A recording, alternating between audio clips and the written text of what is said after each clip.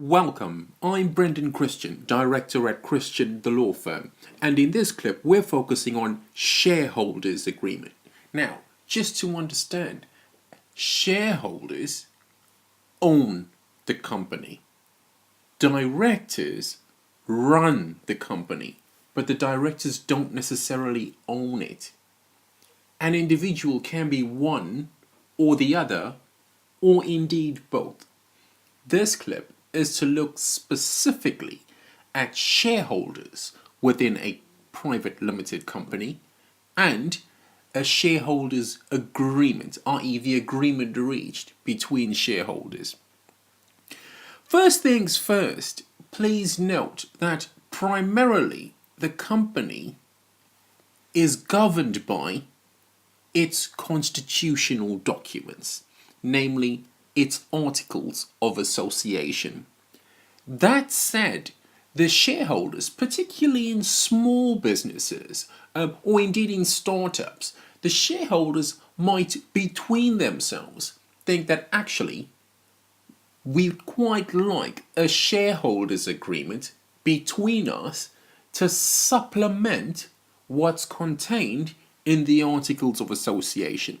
Now, why would they want to do that? Well, the first important reason it's important to have a shareholders agreement is you must remember that the company's constitution, i.e. its articles of association, is certainly, as far as the regulatory authorities are concerned, and I'd say even beyond that, it is a public document. So members of the public can inspect the company's constitution, i.e. its articles of association. But a shareholders agreement, on the other hand, it is effectively a private law contract, and as such, it is subject to confidentiality, for example, because ultimately it's a contract between two or more individuals. So that's the first reason, important reason, why the shareholders would quite like to have a shareholders agreement. It's a private contract between the parties. The second important issue is around if there's a dispute, how is that resolved?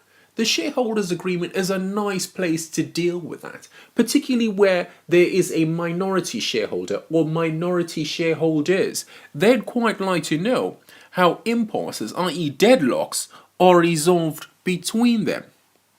And then also, among the shareholders themselves, they'd like to deal with matters such as the right of first refusal, i.e. if one particular shareholder is selling her equity in the company, that the remaining shareholders have a right of first refusal, purchasing the outgoing shareholders' equity. So these are some of the important considerations that shareholders agreement should deal with, which are fundamental to ensure a healthy, working, successful business. I'm Brendon Christian, Director at Christian the law firm, and if you need any assistance with drafting up a workable shareholders agreement between the shareholders, please contact us. Thank you very much indeed for joining us on this clip.